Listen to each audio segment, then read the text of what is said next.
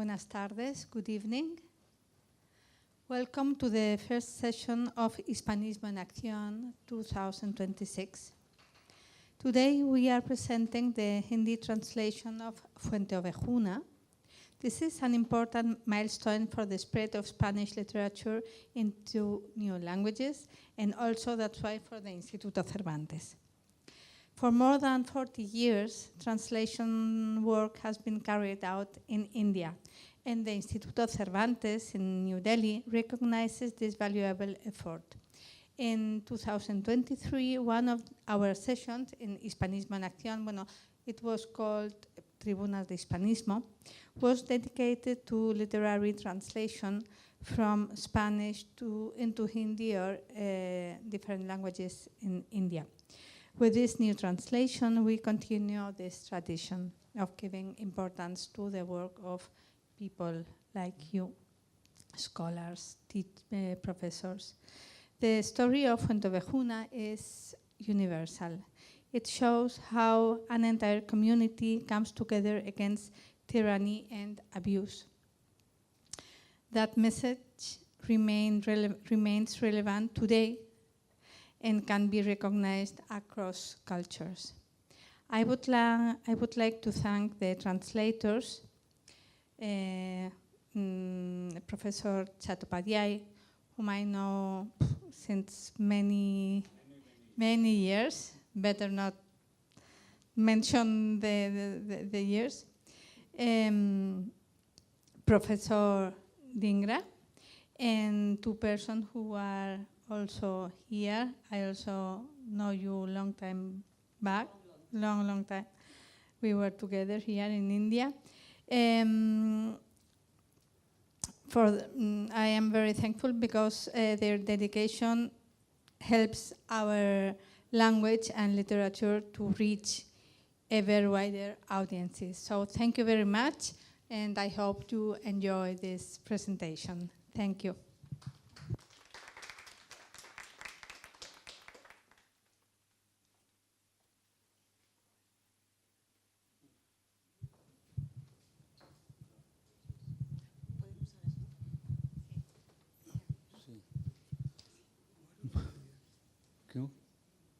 I'm fine. Muy buenas tardes, queridos amigos. En primer lugar, quiero dar las gracias al Instituto Cervantes, a la directora María Gil Burman, a la gerente cultural Isabel Pérez Gálvez, por habernos dado un lugar para presentar nuestra traducción de Fuente Ovejuna, la obra maestra de Lope de Vega. Aunque muchos críticos dicen que El Caballero de Olmedo tal vez sobresale entre las obras de Lope. Eso Meenakshi puede dar su opinión, porque Meenakshi es experta en este tema. Esta presentación nosotros vemos como hispanistas de la India como un homenaje a Lope de Vega, el dramaturgo español cuyo nombre sabe mucho, pero el otro día estaba hablando con un estudiante de un college de Delhi. Dice, sí, en BA Honors, en Literature, nosotros leemos un par de páginas sobre Lope de Vega, cuando también ellos estudian Shakespeare o Pirandello o otros dramaturgos europeos. Pero lamentablemente no se ha traducido una obra de Lope directamente del castellano al hindi hasta ahora. Es el primer esfuerzo. Yo agradezco a mi colega, al director del proyecto, Suresh Dhingra, amigo de muchos años, casi 50 años, y ha sido muy estudiante en la Universidad de Delhi. Yo cuando empecé a enseñar en el año 1977, hace casi 50 años, Suresh era mi alumno. Pues Lope de Vega, no voy a decir mucho porque Meenakshi va a elaborar sobre la vida y las obras de Lope, pero nosotros sabemos que era un dramaturgo prolífico, en el sentido, la gente le llamaba el monstruo de la naturaleza o fénix de ingenios. Hay un proverbio aquel entonces que existía y todavía la gente habla, cuando habla de Lope, cita, y yo cito, en horas 24 pasaron de las musas al teatro. Es decir, este hombre era tan prolífico que pensaba una cosa y dentro de 24 horas la obra ya estaba lista para la escena. Pues es algo asombrante. Menéndez y Pidal en su libro dijo que hay 500 obras de Lope más o menos ya listadas, pero hay muchas más que se han destruido o que se han perdidas. Lope en una carta dice que él tuvo que escribir 5 folios grandes al día para ganar su vida, porque él no tenía ningún tipo de cargo oficial, ¿no? Como el dramaturgo de la corte o algo, pues tuvo que ganar su vida escribiendo esas obras para el público, para las personas, individuos, etcétera, etcétera. Ahora ustedes seguramente tienen la curiosidad, ¿por qué no nosotros, sobre todo yo, he escogido esta obra? ¿Cuál fue la motivación? Para mí son 3 o 4. La primera motivación es, hicimos una traducción conjuntamente en el año 2003 de Calderón, el alcalde de Zalamea, una obra muy parecida, de la misma índole, etcétera, etcétera. Y la Embajada de España y la Universidad de Navarra, el GRISO, nos ayudó en publicar esta obra. National School of Drama, el director de National School of Drama, señor Ankur, vino acá y también habló acerca de Calderón, del Teatro de Oro, etcétera, etcétera. El resultado fue para mí muy interesante porque esta noticia llegó a España en 2003 y en 2004 fue invitado por el alcalde de la Zalamea de Serena para presenciar una representación ahí en el mes de agosto de 2004. Pues ahí estuve como el huésped de honor del pueblo, no me dieron la llave de oro, es otra cosa, pero estuve ahí presenciando la obra de Lope en un campo abierto, una experiencia maravillosa que nunca voy a olvidar. Otra motivación fue nuestro gurú, maestro doctor Antonio Viñuela Sagrera. Antonio Viñuela Sagrera nos daba clases de la literatura española y cuando explicaba sobre todo los autores del siglo de oro, tanto Cervantes como Lope de Vega, como Calderón, como Tirso de Molina, etcétera, etcétera, él tenía una manera muy, apasionante de explicar estas obras de teatro. Casi actuaba en la clase. Y todavía me resuena este diálogo famoso de la obra Fuente Ovejuna. ¿Quién mató al comendador? Fuente Ovejuna, señor. ¿Y quién es Fuente Ovejuna? Todos contra una. Pues todavía, cuando yo leo estas frases, yo me acuerdo de Antonio, de mi gurú.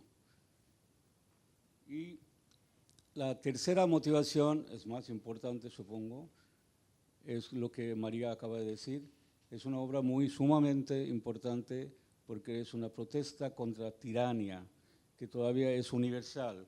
Entonces, Lope en ese momento, hace 400 años, parece mentira, que tuvo el coraje de escribir una obra de esta índole. Ningún autor español antes, o casi podemos decir después también, no había escrito como Lope lo hizo.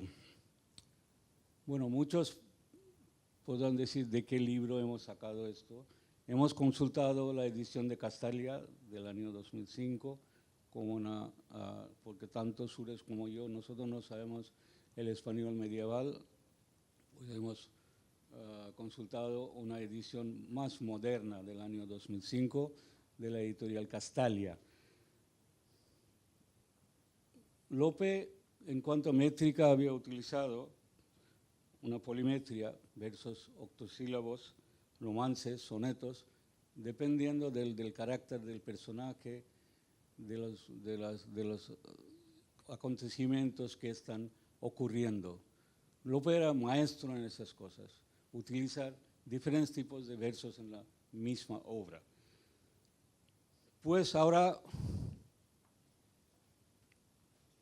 voy a concluir porque hay 2, 3 más que van a hablar después de mí. Voy a hablar o enseñarles una cosa muy interesante.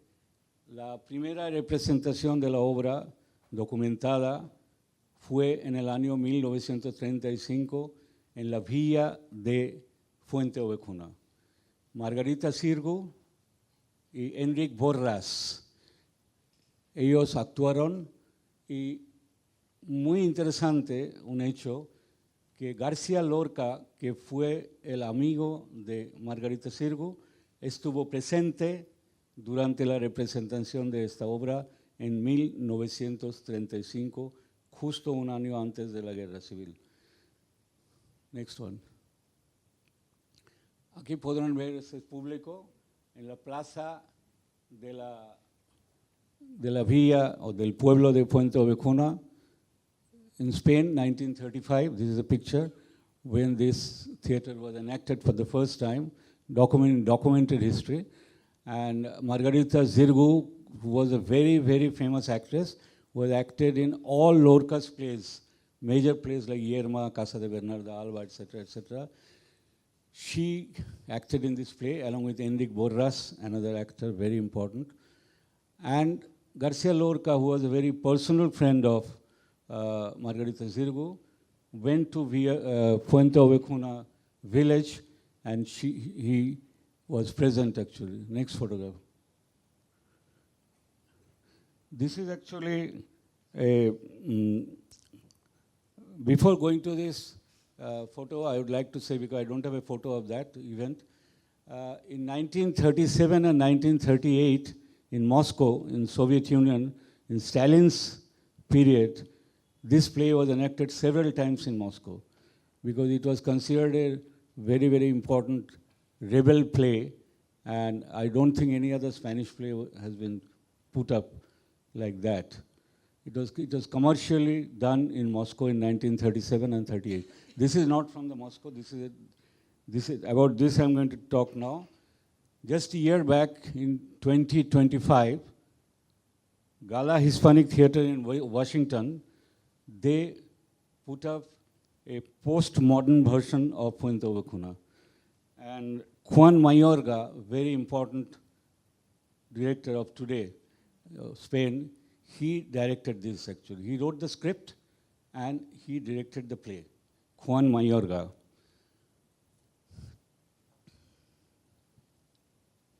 This is, you can see, Laurencia and Pascuala, they were there in that previous slide. This is Laurencia and Pascuala.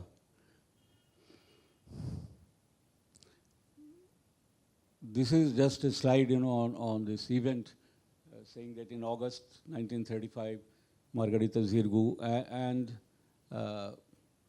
García Lorca, they were there in Fuente Ovejuna in August of 1935. Next slide.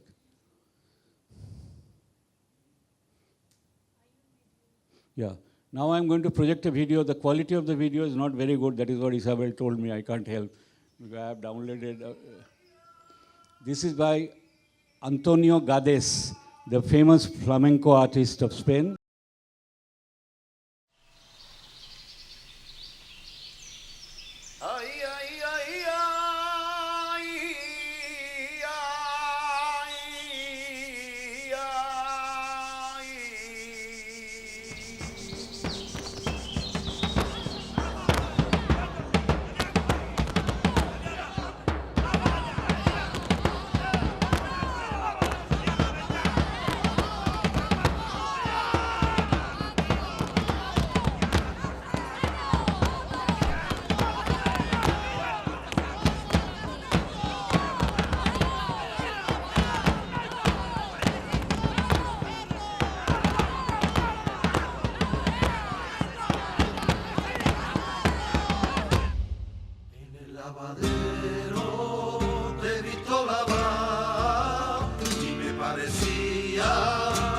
estrella de mar, en el lavadero te he visto lavar, en el lavadero te he visto lavar, y me parecía estrella de mar, en el lavadero te he visto lavar. Paso el río, paso el puente, siempre te encuentro lavando. Con el agua te diviertes y a mí me va olvidando. En el lavadero te he visto lavar y me parecía estrella de mar. En el lavadero te he visto lavar. Tienes unos ojos, niña, como rueda de molino, que muelen los corazones como granito de trigo. En el lavadero te he visto lavar y me parecía estrella de mar. En el lavadero te he visto lavar.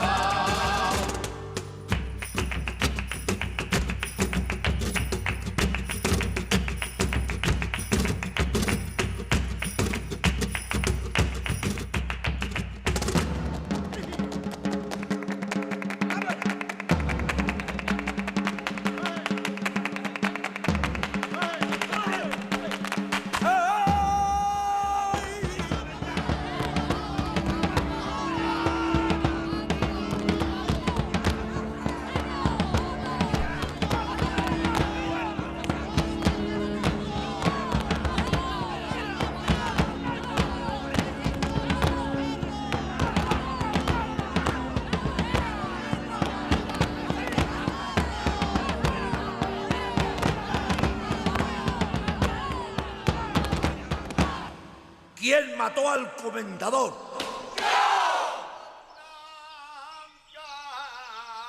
Tiene un potrillo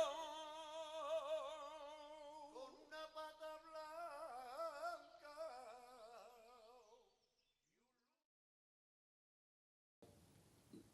Now, finally, I would like to thank our publisher, Mr. Praveen Dhal of Sanjay Prakashan. This is the first time, I think, we have published a book translation, Suresh and me, without any financial support from any organization.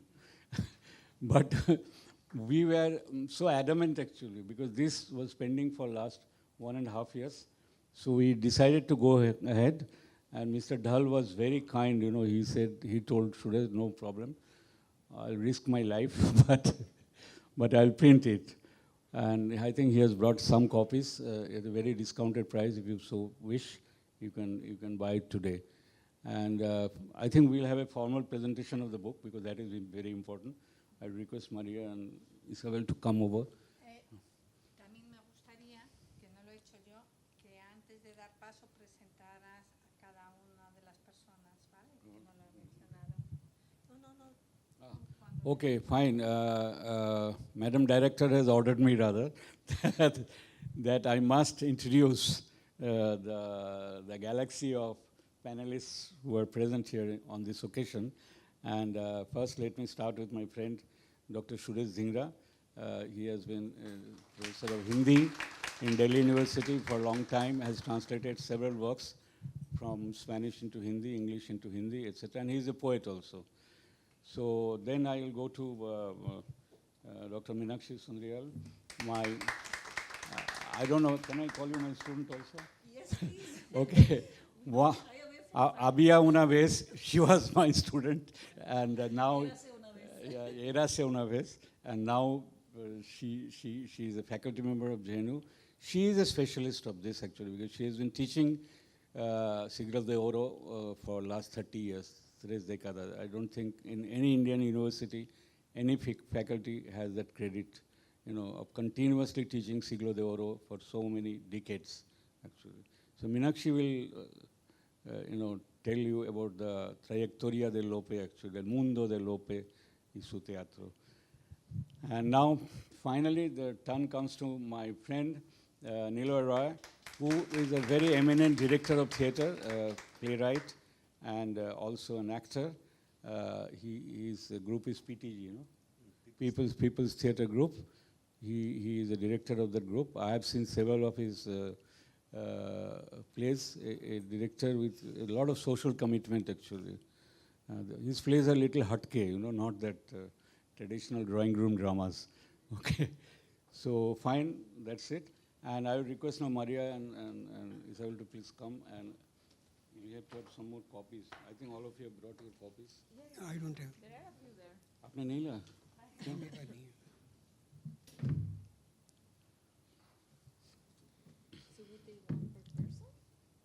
No. Two each will catch. We cannot, we are co-translators.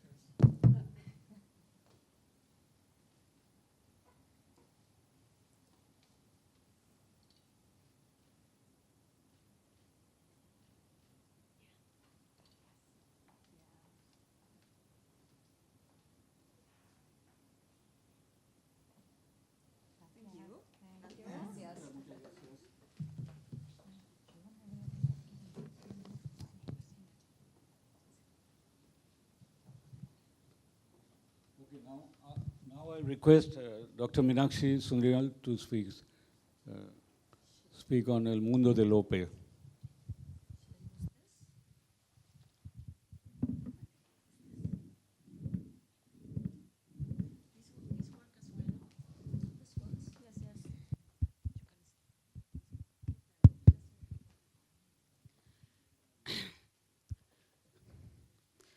Bueno, muy buenas tardes y perdona, me han dicho que hablará en español, por eso no, lo siento mucho si alguien por aquí no entienda, ¿no?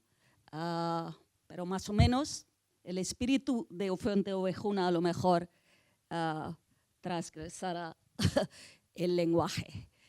Bueno, antes que nada quiero dar muchas felicidades a los dos profesores, mi profesor Aparajit Chattopadhyay, quien nos ha enseñado durante años, cuando fui alumna de bachillerato y luego maestría, y también al profesor Suresh Dhingra. Muchas felicidades por haber dado al mundo indio, ¿no?, de hindi parlantes, esa joya, ¿no?, del mundo hispano, del mundo de España. Lastimada y por supuesto el Instituto Cervantes y a María personalmente por habernos dado esa plataforma como siempre, y estamos agradecidos a Instituto Cervantes por haber, ¿no?, durante años hecho el trabajo de colaborar con académicos indios, ¿no?, en la disciplina del hispanismo. Pues muchas gracias. Bueno, como no hay mucho tiempo, tengo creo que 15 minutos y realmente no es posible elaborar sobre la esencia de Lope de Vega, pero y por eso, por lo tanto, no voy a no extenderme en los datos y los nombres, etcétera, de estudiosos, pero solamente voy a tocar algunos puntos que pueden ser muy útiles a la hora de analizar o a la hora de elaborar el tema de la dramaturgia de Lope de Vega, que forma parte de ese gran marbete que es la clasificación del siglo de oro de letras españolas. Pues entonces, muy rápidamente voy a hacer una elaboración de cómo podemos entender el ambiente en que crea Lope de Vega su obra. Sabemos que el siglo de oro español entiende como el siglo XVI y el siglo XVII, aunque aunque diga siglo, pero realmente intenta decir este periodo que abarca 2 siglos, ¿no? Y según las categorías y las inclinaciones que cada uno tuviera, se puede dar énfasis en el Renacimiento o en el Barroco. Pues el Renacimiento ya hace hincapié y ya va formando el mundo dramático en que luego hablará Lope de Vega. Pues para entender este tiempo mejor tenemos que también tener en cuenta qué tipo de realidad material estaba padeciendo España durante aquel entonces. Lope sabemos que nació a finales del siglo XVI y muere en el año 1635. Entonces, bebe en esas fuentes tanto del Renacimiento como el comienzo del Barroco. Aunque sea la edad dorada de letras, pero las condiciones materiales de España durante aquel entonces fueron de plena crisis, ¿no? Por todas partes, especialmente en el Barroco. Porque sabéis que estos son los tiempos de los reyes católicos, pues en 1498 ya se casan y se establece la reunificación de España, etc. Pero después, bien entrado el siglo XVII, empieza el crisis causado por la política colonial, ¿no?, de España, como trataba la economía de aquel entonces, todo el oro y la plata que venía del así llamado el Nuevo Mundo, pues no se traducía en el bienestar del pueblo. Así que en una sociedad que lo han definido muchos estudiosos como Américo Castro y José Antonio Maraval, ¿no? Estoy dando sus nombres porque realmente son sobresalientes en estos temas, y lo definen como una edad conflictiva, y lo definen como una edad en que se está empujando el proyecto colonial y la cultura de barroco que está mecenazgada por los poderes, ¿no? Así que en este marco general de creación literaria y ojo, que durante estos tiempos la forma de ganar, ¿no?, la vida es escasa, y pues muchos de los poetas tienen la profesión de guerreros, etc. Y muchos de estos poetas y dramaturgos del siglo de oro también tanto de Renacimiento también, eran guerreros, ¿no? Y luego también trabajaban bajo el mecenazgo del corte. Así, en este ambiente, y también otro punto que no podemos dejar por alto es que esta edad conflictiva pues se lo tiene que ver en este ambiente general de Europa, donde ya se ha entrado la época de la Reforma, y a que España no acude, y pues tira el movimiento de contrarreforma. Entonces, muchos estudiosos también lo ven, el proyecto barroco, como un proyecto de la contrarreforma. Pues también hay todas las instituciones que se crea el liderazgo colonial de España durante aquel entonces, que va apoyado por las instituciones de Roma, ¿no? Las instituciones como la Inquisición y otras más instituciones que ayudan luego ese proyecto, ¿no? Y vemos que por decretos de la ley, ¿no?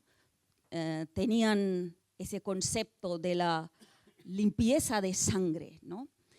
O sea que es un tema sobre el cual se puede elaborar muchísimo, pues no tenemos tanto tiempo, pero basta decir que fue una sociedad muy, muy dividida, de muchos estamentos, y porque se perseguía, discriminaba por la ley entre los cristianos viejos y los cristianos nuevos, y podemos saber eso en la dramaturgia de Lope y de muchos otros más, y la novelística está llena de ejemplos de este tipo de inquietudes, ¿no? En la sociedad, este tipo de discriminación que existe en la sociedad también. Aunque sea bajo el mecenazgo, aunque sea bajo la censura, porque sabemos que fueron tiempos de censura también, y por la Inquisición, etcétera, no se podía decir muchas cosas, y eran discriminados los antiguos musulmanes y los antiguos judíos, etcétera, los cristianos nuevos. Este es el más o menos trasfondo en que cualquier autor tenía que crear su obra. Pues entonces formaron y crearon esa forma de decir las cosas, como sabemos que existe en muchos autores del siglo de oro, sobre todo el barroco, en que sobresale, claro está, el mismísimo Cervantes con su obra maestra, ¿no? El Don Quijote de la Mancha. Y sabemos cómo se puede descifrar las cosas y leer entre las líneas, y por eso es importante localizar bien las obras que queremos entender, aunque después de localizarlas podemos luego mirar hacia su universalidad. Pues dicho esto, voy a muy rápidamente también delinear, ¿no? Lope, claro está, y como ha dicho el profesor también, es un autor prolífico, escribe casi, ¿no? Más de, algunos estudiosos han dicho que escribe más de 1800 obras dramáticas, pero nos quedan alrededor de 400, y entre estas también hay algunas de dudosa autoridad. Entonces, más o menos 300 por ahí podemos decir que ciertamente son de Lope. Y entre estas son también Fuente Ovejuna. Pues Lope de Vega es único porque primero empieza a escribir poesía, es muy prolífico.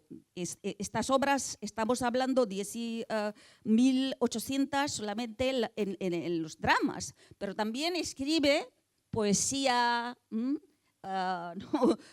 novelas y muchas más. Como Cervantes también querían escribir en varios géneros, pero quedan algunos géneros en que destacan realmente. Pues lo interesante, y por eso se atrae mucho Lope de Vega, es que a partir de ser tan prolífico como autor, a partir de escribir tantísimas comedias, tragedias, etcétera, también es conocido y muy conocido como teórico de teatro. O sea que no solamente escribía esas tantísimas obras teatrales de alta calidad, ¿no? También estaba pensando acerca del teatro, teóricamente, cómo podemos acercar el teatro de nuestra sociedad, de nuestros momentos. A ver qué se puede hacer, qué novedades se puede traer. Y Lope sobresale y viene, ¿no? En esa primera mitad del siglo XVII, a partir de sus obras, esa obra teórica que se llama el arte nuevo de hacer comedias. Y en está diciendo, es una obra muy ¿no? autoexplicatoria, que tiene con varios ejemplos y otras cosas, ¿no? Y habla metafóricamente también. Es todo un compendio de las ansiedades como dramaturgo que tenía y que quería renovar las formas de hacer comedia en sus tiempos. Bueno, y que quería renovar y qué formas hacían, se quiere claramente formas aristotelianas, etcétera, formas clásicas. Y Lope dice que no, ahora vamos a tener 3 actos, vamos a tener, no podemos respetar, vamos a respetar la acción, pero puede ser que también haya una acción secundaria, ¿no? Que anda paralelo a eso. Escribe mucho sobre, por ejemplo, el lenguaje, qué tipo de lenguaje se debe utilizar. También está hablando de los tipos genéricos, ¿no? que luego también desarrolla en sus obras, que estos tipos, estos tópicos, ¿no? Del dama, del galán, del viejo, del rey, etcétera, etcétera, que repetidas veces aparecen en sus comedias, ¿no? Habla de la verosimilitud, ¿no? Habla del decoro, ¿no? Cómo debe ser, ¿no? El decoro del ambiente teatral y cómo podemos hacer esas renovaciones en la puesta de escena de estos teatros. Así tuvo un montón de cosas, ¿no? Con que se podía renovar y lo hacía sí mismo en su teatro. Una cosa que habrá que recordar del teatro del siglo de oro es que son tiempos que se llaman también a partir del barroco, pero también se lo llama como la temprana modernidad, early modern. Entonces estamos ya entrando por los cambios materiales de la época, ¿no? Por esos cambios, ¿no? Cuando se entra la cultura de las masas, ¿no? Realmente por toda esa urbanización que existe en la sociedad ahora mismo, con los cambios que hay de la industrialización, etcétera, las cosas van cambiando. Entonces todo el escenario del país está cambiando y se está renovando, se van renovando a causa de esta renovación, se va renovando también las maneras de hacer teatro, las maneras de la puesta en escena, ¿no? por estos grandes, las obras de estas grandes y dramaturgos. Y tanto Lope como Calderón en el próximo siglo, ¿no? Estos son los dos dramaturgos que representan estas 2 etapas del siglo XVII. pues se dice que hay un ciclo de Lope de Vega y luego hay un ciclo de Calderón de la Barca, y hay muchos autores del ciclo Lope y hay muchos autores luego en el ciclo de Calderón de la Barca. Pues eso, con la urbanización vienen esos lugares especiales, ¿no? Lo que se llaman corrales, ¿no? Corrales y los teatros palaciegos, ¿no? Del palacio. Entonces, los lugares de la representación fueron 3. La calle, en que se mantenía un carro, un cochecito por ahí, ¿no? Autos sacramentales se hacían por encima de estas flautas. Luego, esa novedad muy grande y que era muy efectuoso, ¿no?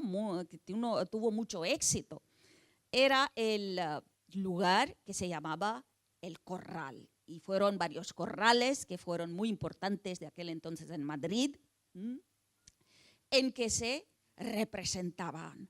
Un corral quiere decir un lugar entre 2 vecinos, ¿no? Por un barrio. Y eso se lo utilizaba con un recinto, con un escenario elevado, y se cerraba el recinto y pues el público tuvo que pagar su entrada, etc. Y podemos ver en la puesta en la escena estas mismas manifestaciones de los rangos sociales, como ahora también, ¿no? Podemos ver en el teatro. Los que no podían pagar mucho, entonces estaban por ahí, y la gente de categoría podían comprar las cazuelas, etc. Que estaban en sitios, ¿no? Un poquito elevados, las butacas. Y el teatro de Lope de Vega, y claro que Teatro del Siglo de Oro, era un teatro, se escribía teatro no solamente por escribirlo, por literatura, sino que para representarse. La máxima importancia se daba para que representase el teatro que se estaba escribiendo. Y por eso esto ha llevado muchos problemas de recopilación, de edición, etcétera, porque se escribía muy deprisa también muchas veces, pero lo importante es que se representaba, y representaba mucho, ¿no? Por las compañías y por los otros grupos de teatro también del palacio, que representaban ahí. Así, Lope de Vega escribió, y mucha gente se ha hablado de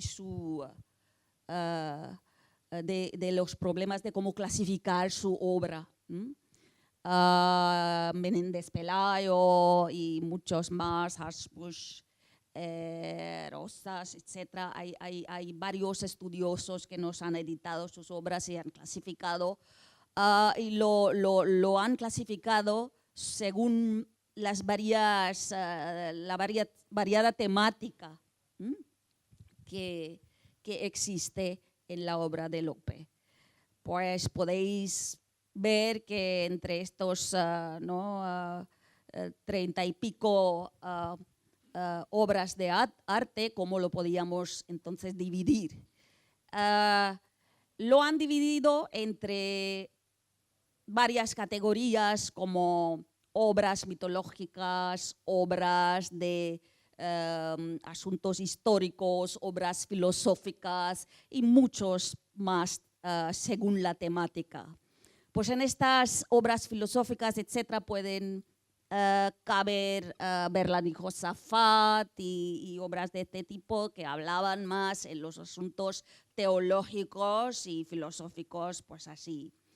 La obra Fuente Ovejuna pues aparece en el apartado de las obras que siguen la historia, ¿no? Siguen las crónicas, ¿no?, que han pasado la historia, o eventos particulares o leyendas particulares que han pasado en España. Por ejemplo, el Caballero de Olmedo, ¿no? Aparece, hay canciones, etcétera, que pueden ser la inspiración, ¿no? de buscar elementos que luego asomase en la propia escritura del teatro. Pero Fuente Ovejuna, particularmente, se escribe inspirándose en los eventos, ¿no? No de muchos años atrás, sino que pocos años, ¿no? La crónica, yo creo que es del 1500 pico, por ahí, ¿no? Donde pasa esa historia de 1470, sí, hay una diferencia de 150 años, que no es mucho, ¿no? Digamos, los dramaturgos también han escrito acerca de la época griega, romana, clásica, etcétera, también. Entonces, para entender Fuente Ovejuna, la gente de España tuvo, yo creo que era fácil para ellos entender porque todavía tenían estos hilos ahí para relacionarlo con la época anterior. Habla de historias particulares y también muestra, a partir de la gran, ¿no? Tema que sobresale de Fuente Ovejuna, que es el tema de la rebeldía, de esa aspiración del pueblo y la creación del héroe colectivo, digamos, de alguna manera, el héroe colectivo que puede, con su afán de hacer justicia, actuar y realmente llegar a alguna conclusión, resolución de sus problemas muy agudas, ¿no? A partir de ese afán revolucionario, entre comillas, si podemos decirlo, ese afán de que también el profesor ha mencionado, que Lorca también lo llevó, y Lorca en su barraca había llevado muchas obras, casi todas, del siglo de oro español. Llevaba Calderón, llevaba La vida es sueño, llevaba Fuente Ovejuna. Y después, cuando no dejó la barraca, los otros que manejaron también lo llevaron a los pueblos.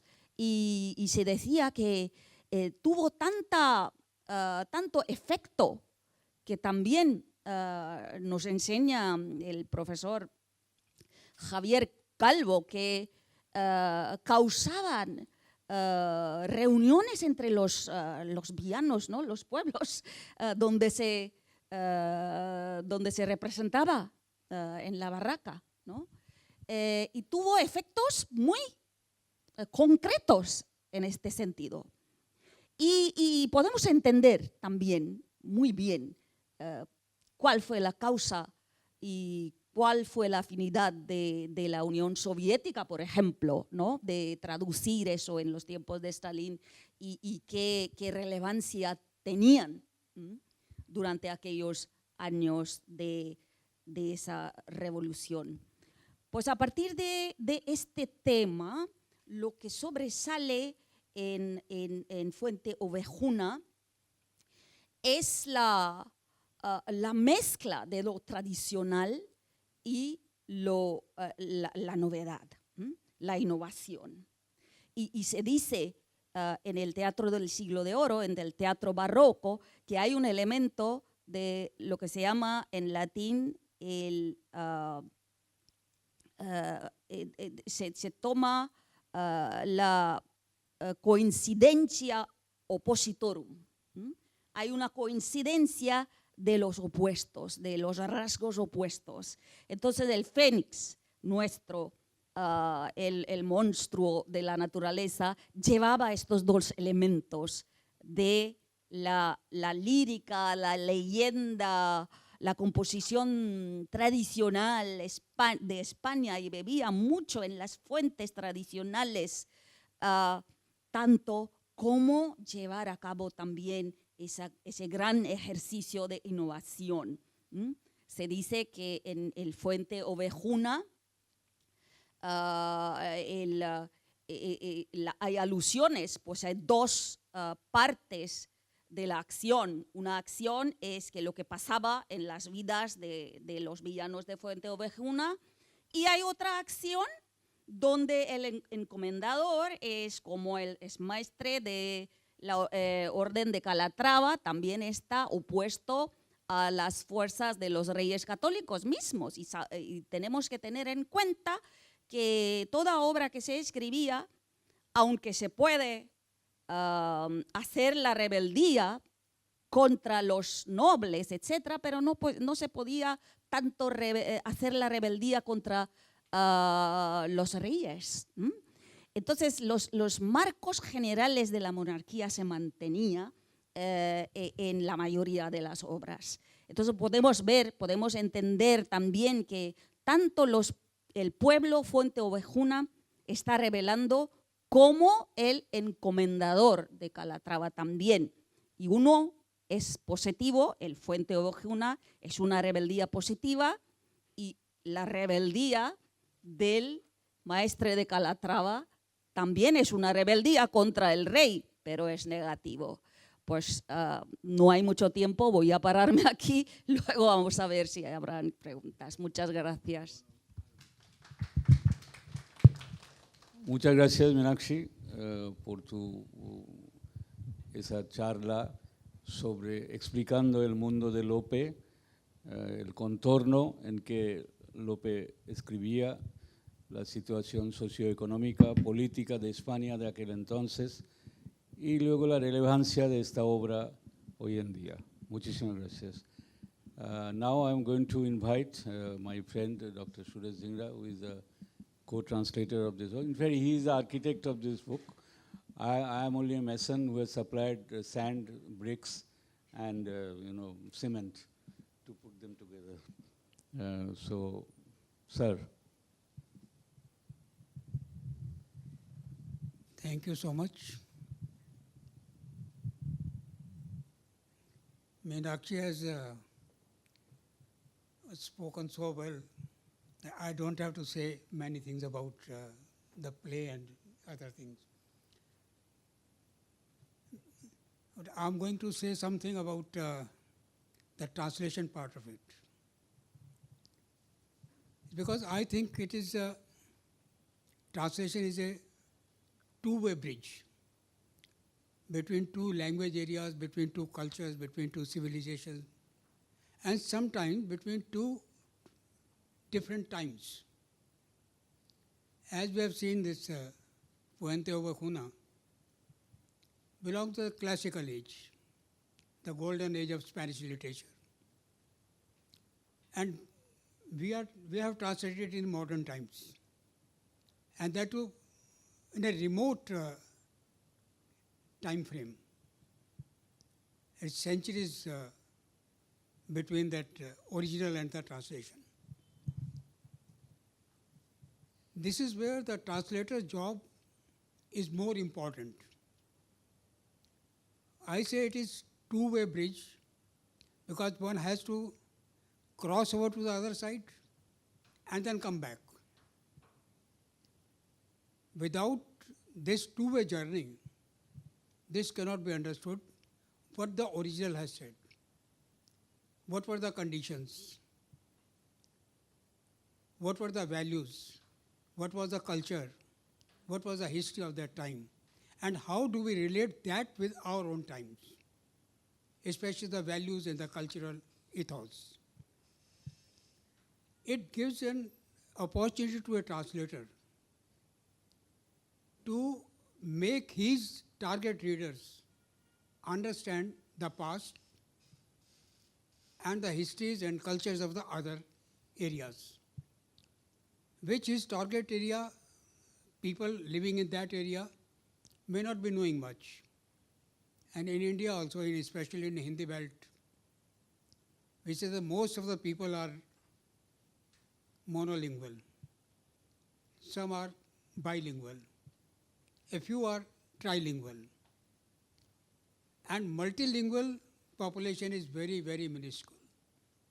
That's the biggest problem for a translator, especially when it comes to his own target area. The audience is limited, the reader is limited, but a translator has to do his job. And that's what we have been doing for years together. Incidentally, Aparajit has been my teacher also. It's not that Meenakshi is a student or others are sitting here. I have also been a student. That was long back, between 77 and 80. And we have been collaborating since then. Our first project was in 1978, that El Tunel. Though of course it took about 25 years before it got published. That's another story. But we have been doing something or the other. As well, you may find another project where we have collaborated very soon. I hope that comes very soon. But anyhow, coming back to this drama, there was not much of challenge for us to translate it. Not because the play is very easy to understand. It is because there are certain similarities between the conditions and the situations and problems, especially the cultural ethos, civilizational values, personal values, family values, and certain other things, especially the socio-political conditions. You will find a similarity between the text, original text, and our zamindari system. The operation of women, operation of the peasant class, what they call subjects, and what we here know during the zamindari system, rigaya, operation of farmers, operation of women, operation of so-called women of so-called lower strata of society. We have seen that condition. So it was easier for us to translate those things into our own language. And another thing I want to point out is, since the drama is more of verse play than the prose, we have tried to maintain one thing: the rhyme, the rhythm of the original into Hindi. I think that is where a translator faces certain problems, because the musicality of the original language is different from the musicality of the target language. This is the translator's main job, to bring that original, translate into the target, and feed his own audience and his own students, his own reader. I want to relate one small passage so that you get to know how things went on. This passage is from Act 3. It's Laurentia, who has faced rape, who has undergone that agony, and the pain, and she has felt insulted. And when she confronts her own father and the villagers, she brings out that into a long passage. I'm not reading that entire passage. I'll giving just one stanza. There's the first stanza of that dialogue.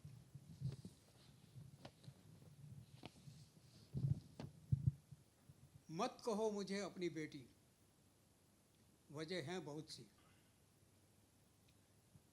बात कर लें पहले उसूलों की.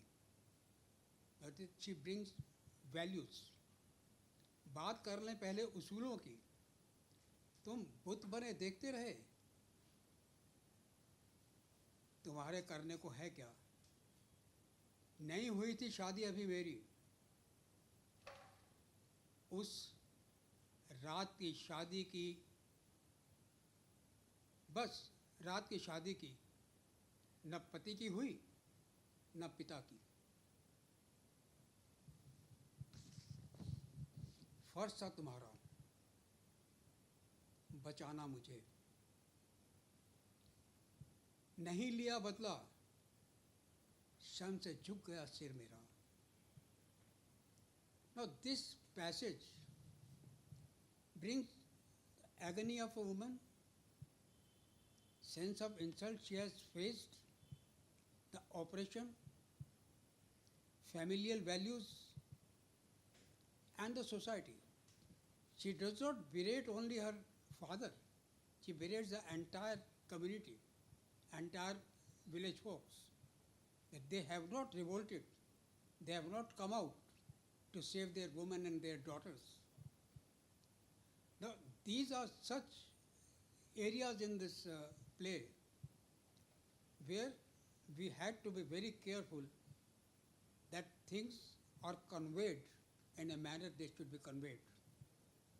And then coming part to dialogues, as Nilay will tell you better, he is a theatre director, that dialogues have to be in such language which is easier for the actors to adopt, to speak, to convey, and to forge a sort of companionship between the audience and the players. Now, if a player doesn't understand the language, if it is difficult for him, he is unable to convey it to audience. So that is where we had to be very careful in using the language. And for that, what we have done, we have not used chaste Hindi, sensitized Hindi. We have used Hindustani form of language, which is easier to understand the entire gamut of theatre. The theatre is such a thing which you have to recreate while you are on the stage. That is where director comes into. The job of the translator or the playwright is to give a script. But if the script is little difficult to adapt to theatrical demands, then it is useless. So we have tried our best to do that much. And I hope, I'm not going to speak long on that because Meenakshi has already told you all those things about the drama and the period of the play and everything. What we have tried to do is to be, to be honest with the original and honest with the Hindi reader and audience as well. I hope we have succeeded. When you read this drama, you can realize that and probably point out our shortcomings also. So, thank you so much. Thank you, Suresh, for your words. And I consider you as one of the best translators, not only from Spanish to Hindi, but from English to Hindi, and because you are really creative. And your,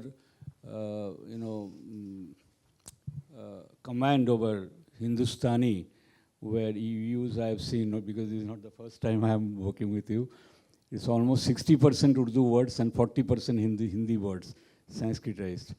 And this comes very natural to you because you came from West Pakistan. You are a Siraiki by birth. So it is very normal, natural to you.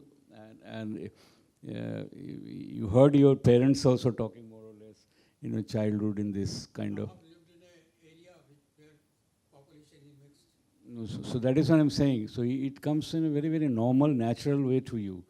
And that is why you could use of it. You could use it in a very effective manner while translating a particular work. Now I'll go over to our last speaker, Niloy Roy. I don't want to use the word Mr. because Niloy doesn't like it. Niloy is director of People's Theatre Group, the theatre group which is working for a social cause, social consciousness, etc., etc. So it's a very different kind of plays. He writes, he acts, and he directs. So Niloy, I have requested him long back when we were planning this particular program. I have requested Niloy to give his comments, how he, as a director or as a creative dramatist, he sees this particular play, Fuente Ovekuna. Over to Niloy. Thank you. So, we were talking about the play and we were talking about the playwright. So I don't want to go much into that because we have already heard about that. So when we come to Fuente Ovekuna, so when I was reading this book and the play, basically, I realized one thing, which we always say. We generally divide the plays into classic and modern, all these things. But what I personally believe is that play or the theatre is always contemporary. Now, how is it? So, of course, being from theatre, I would like to ask you a question. What is the most prominent news or happening in the world right now?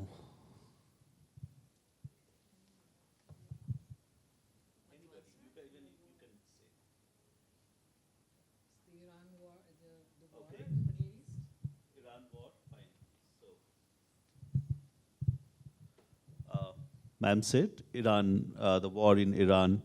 Then there are other wars also going on and other threats also going on. What is this? So this war is both ways. It is not about the external war which we are facing globally. There's an internal conflict also. So that internal conflict. Now let me go to certain situation where somebody is saying that if we can't win Iran directly, what we will do is we'll create a kind of unrest within because of the tyranny and the atrocities that the government had been doing for so many years for different reasons. This makes this play contemporary. Now, from Greek tragedy of Bacchae to this play to whatever is happening today, it's all relevant because it depicts certain human condition which comes out of the class difference when we actually talk of certain things which are quite relevant but we overlook. So we overlook when we see a play like this, when we read a play like this, then we realize that, oh, it might be something which is happening around us. So what I feel is that the play is literature, but when we perform it, if we transform it into performing art, and the director actually gives it a contemporary value, which actually it doesn't enhance the play because we cannot undermine the playwright's work. What it does, it enhances the human need to actually realize what is going on. So when I read this play, I felt that it has actually, I won't again go for the merit of a playwright or the time that it has been written on.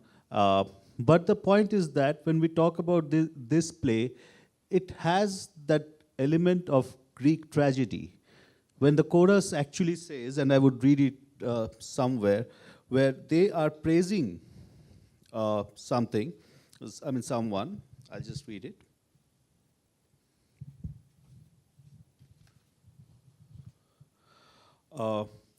खुशामदीद, कमानदार हमारे जीते हैं जिसने देश कितने और किया है दुश्मनों का हलाल, जिए गुस्मान बरस हजार, जिए खिरौन बरस हजार। जो वो है भले अमन में मखमली है उनके अल्फाज, लेकिन जंग होती है जब जब तो रहो तलवार से उनकी होशियार। लौटे हैं सिउदाद रियाल से बनकर फातिहा शानदार। बरखत बंद लिपटा है खून से भरे है थैले माल से लूट के, जिए बरस हजार, जिए हमारे गोमेस फेर्नान। So क्या है? What happens is it's more like that chorus from the Greek tragedy, who is actually praising Creon when he comes winning a war, and then he comes back and he takes the throne, and this is quite quite a point where actually we see the historical plays and the modern times getting merged together. And that is the beauty of this particular play. And similarly, there are other instances in this play where actually we talk of tyranny, but then we talk of the tyranny which is happening in a place where which is not very much known, which is not a popular city as such. So what we feel is that tyranny is very much deep rooted. It is not about not about what we see. It is within every kind of city, every kind of village, every kind of rural area, and that comes out of this particular play. Now, talking of the translation, sir has already said the difficulties of the translation.